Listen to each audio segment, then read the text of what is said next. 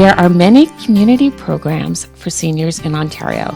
In this conversation, we learn about the uniqueness of a privately owned home care organization, a community centers program aimed at getting more men involved, and Ontario's only registered home share program. Let's first join Jane Teasdale as she describes Mosaic's unique business model.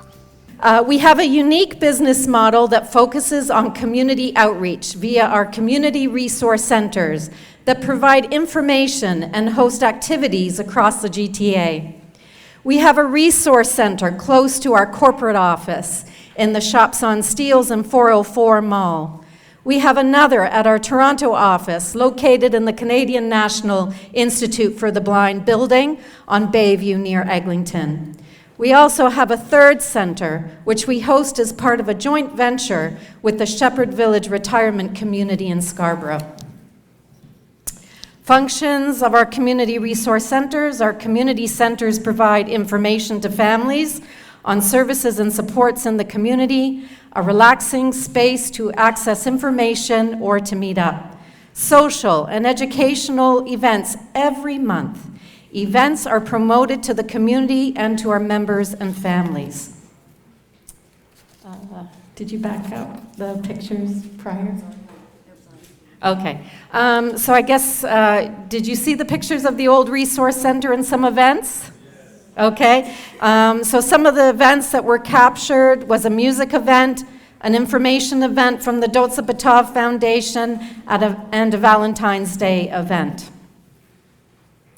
Okay, next. Some of our more recent events and activities, you can see a list on the screen. They cover activities engaging in exercise, arts, music, health, local history for caregivers and families, garden, nutrition, information on sleep, and fun events like our Roaring Twenties, our Seniors Jamborees, and our road trips to the Royal Ontario Museum, the Bata Shoe Museum, and walks in and around Toronto. Our new Shops on Steeles and 404 Resource Center and some events are featured.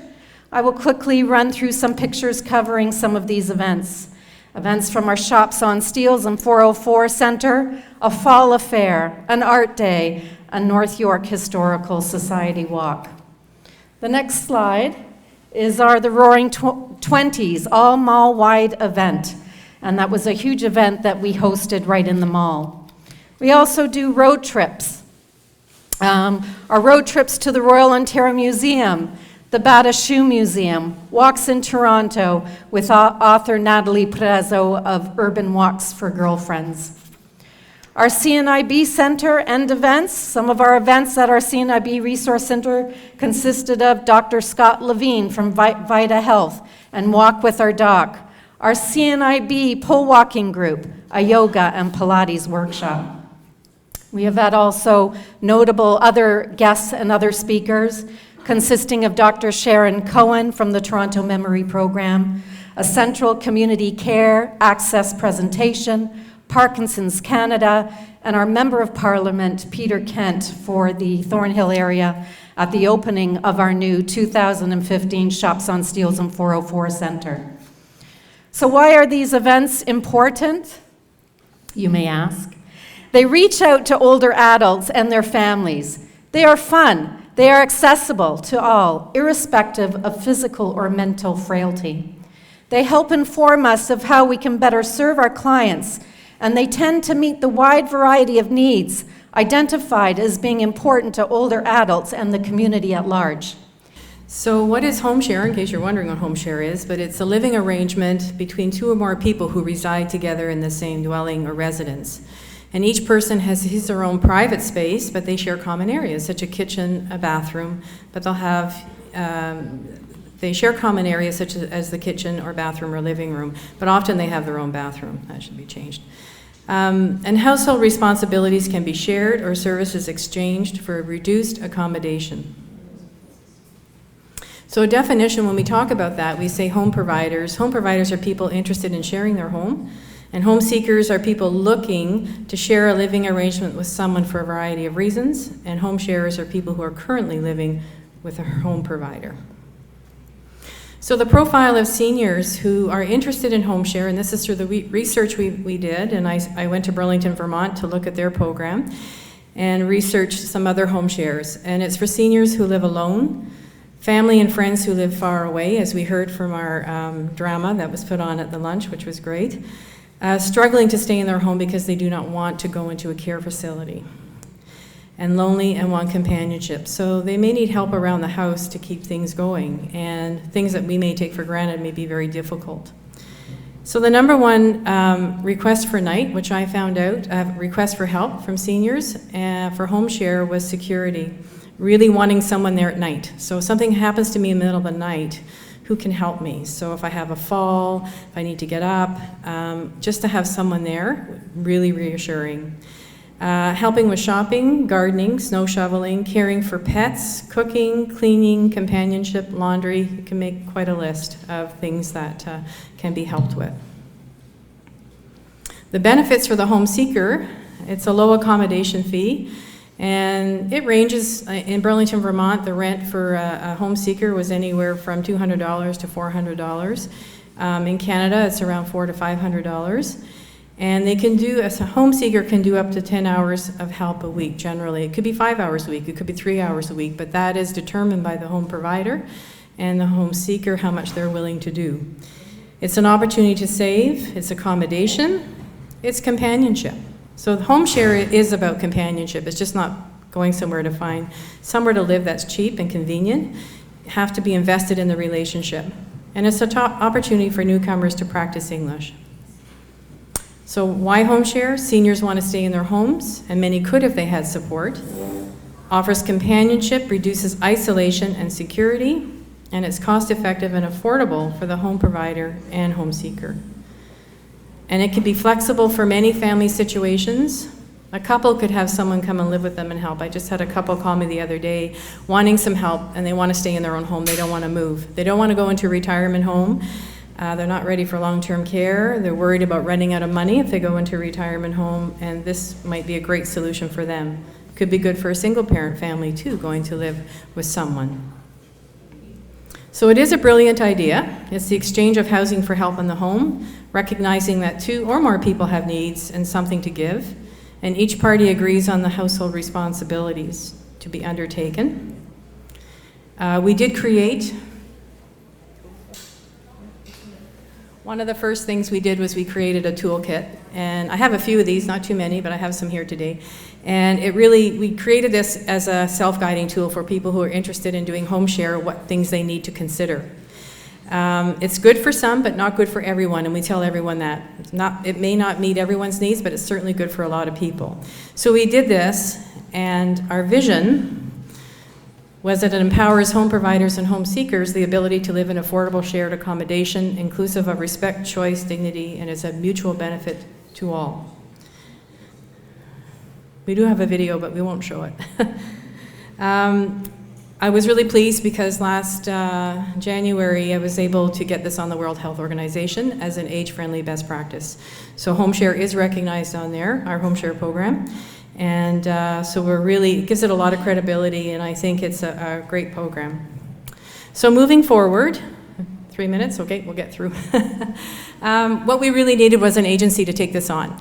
And the agency was really about how do we monitor this, how do we make sure vulnerable people are safe. So we wanted an agency to take it on, or an organization that could help screen home providers, home seekers, do a home environmental scan, make sure the home is safe to live in, and also monitor. So monitor the situation and make sure it's a safe place, and that they meet the home provider separately from the home seeker whenever they go and meet, because we didn't want any power imbalance and issues of elder abuse. So that was really an important piece. So we did a business plan, we went out, we were trying to get people involved.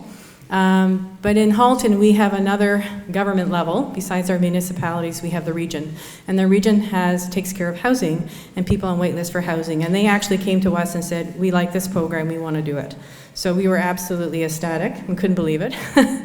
And so the region has moved in and has the staffing and the resources to be able to do this. So we work very closely with the region right now in terms of bringing awareness and education about home share. And they do sort of the nuts and bolts and administration of it. Home share does not involve the provision of personal care. Very important to note that it's not, home seekers are not involved in bathing, showering, dressing, undressing, anything like that. So really they're there to do household chores. Getting started, so the region, we established policies, procedures. We developed a home share provider and home seeker registry, so people can register if they're interested in being a provider or a home seeker. We developed an application form, interview form, we did all those together, home environmental scan, background checks, we do police checks and references checks, and orientation to the home share program. We look at potential matches from the registry, so the questions are quite long. People, like you may ask, are you a morning person? Are you an afternoon person? What kind of TV do you like to watch? Do you have a car? Do you have friends over? These are all things we need to ask. Do you have a pet? And the home providers provided the opportunity to meet with potential home seekers that meet the criteria. So we may say there's 3 people here that meet your criteria, go for coffee, have a chat, see if you wanna go further with this. The decision of the match is a mutual agreement between home provider and the home seeker. It generally takes about 3 months from beginning to end because it is a process, and it's a very important process. So they also sign off on a home share agreement, outlines the expectations and responsibilities of each party. Everyone's unique to its own, and services exchanged and costs involved will vary depending on the needs of respective parties. We suggest that home seekers move in for 2 weeks before anything is done. That way you can get a chance to know each other, check it out, may not work, we'll see what happens. And that's what they do in Burlington, Vermont. We did learn that, so that was helpful. So the monitoring of the home share, it's initial monitoring and ongoing, so certainly very heavy at first. Regular reports are done. Identify the level of participation satisfaction, make sure people are happy in their arrangement. Assess any changes, so if the health changes, let's say the home provider, we need to be aware of that and maybe get extra supports and services in. And share information about additional resources. So lessons learned from other home share programs, it's about mutual benefit and building relationship rather than just affordable accommodation. Focus on the quality of matches and home share arrangements rather than quantity. And home share is not for everybody, but family support is very important. Matches take time, and it provides good information to help people make accurate decisions for themselves. And I can tell you that the region got involved not too long ago, but we are happy to announce we have our first match. We have an 88-year-old woman who has her own home and now has a home seeker, home sharer, who's come to live with her. And she's a woman who's about 55, and they just hit it off. And what was great, when I went for the visit last week, our home provider said, you know, Heather, she said, it's so nice to sit down and have dinner at the dining room table with someone instead of sitting in front of my TV, at the TV tray table and having dinner. So it means so much to me. And when she first met us, she said, I only need about 2 hours worth a week of help, but we figured out it's about 5. She helps with the laundry, they do cooking together. Now they're cooking, because both were living alone before. And weren't cooking very much. As you know what it's like when you live by yourself. It's hard to cook for yourself. So now they're cooking for each other. And they had little kinks along the way. They had to figure out how they tell each other where they're going, what they're doing, because they're both very busy people. And so we had lots of good chats about that and how if there's any issues that came up, let's talk about it and let's keep talking about it. So we're really pleased to say that it is going well. And we have others on the registry that we're moving forward with. So home share is a great alternative that can meet the needs of many people and is thinking outside the box. And as a result, people can live together in a great situation. And I can tell you that we've had requests from Guelph and Cobourg, Peterborough, Toronto, a lot of places in Ontario and elsewhere that are interested in starting home share. So I think there's definitely a buzz out there, and moving forward on this, I think, is a great idea for many people. So thank you very much. But just to have something for the men, we started a program called Rise and Learn Men's Club. Now this was a grant that we went for, and there is one of my questions, of course, is why target the men's programming? And as a group, women are more outgoing as far as coming out of the home, because they're the ones in the past have got the groceries, they go out, they're used to going out, they go out to the church, guys finish work, they go home and they want to stay there. And I cannot tell you how many of our members have husbands that don't come in, that don't come to the programs. And we were trying to get some of those people out of the house because the women, they want to go out to the programs, but my husband's at home and you don't want to leave him alone for too long. So we're trying to get those people out. As well, there are the single men that are out there, and I've had several come and say, hi, we need a dating service. It's like, okay. The Seniors Club, Men's Club is not going to be a dating service. Not going to be what you're looking for, but good companions. good companions. I know there. I'm writing all this down. I've actually been to your center when we OACEO conference in Ottawa. But we do want to get the men to come out and to be a little more social, and that's it. I personally feel, and the statistics seem to back me up, that it is harder to get the men out of the house, and I explain my perspective on that. Just the women are used to being able to get out. So we want to get those men out of the house more. We want them doing things because they do suffer from that social isolation. They get into whatever perhaps what their hobby was, whether it was, they're getting into the internet now, that sort of thing. But things get smaller and smaller after they retire. Whereas for the ladies, they tend to find more opportunities. I always wanted to learn how to paint watercolors. I always wanted to do this. This is my time to learn how to do that. So this is a program that we came up with, and it was over a year ago. And what we did is we first started doing it at 8 in the morning, from 8 till 9 in the morning. That lasted 1 week. 1 week, because we had 2 people. And actually, I shouldn't say that, because we really targeted with our focus group, what do you want? We had a focus group come in. We got some guys, some that hadn't been to the center much, some of our regular members, a couple of volunteers. We got in these people and said, so what are you looking for? What topics are you interested in? Because we want to have a speaker for you each week. What topic are you interested? What kind of food are you looking for? The main thing they said is, not 8 o'clock. Don't want to be here at 8 o'clock. Did that. Been there, done that. I totally agree. Once I'm done this, no 7:45 fitness class that I teach my seniors anymore. But they did, so we moved it to 9 o'clock right away, because that was the response that we got. They wanted speakers, so we brought in speakers. We're very blessed in our community. We bring in people from all sorts of different organizations, and most of them come in and do it for free for us. So we've had speakers in everything from estate planning, home maintenance, tax benefits, how to sell your house, what modifications to do for your house to make it so that you can live there longer, what renovations to do if you want to sell your house. We've had lots of speakers come in and talk about nutrition, vitamins, health. I had my fitness staff come in, and they would all come in and talk about something different and get people up and doing things. So we had a whole series where we had speakers come in. That lasted about 4 months, and finally the guys said, you know what? We just want to talk for a while. So instead of having a speaker every week, we alternated. So we would have a speaker in 1 week, and then the next week, the guys just got to visit. They got to talk about things, their background, what they're like. So it was more like a coffee club, because that's what they wanted.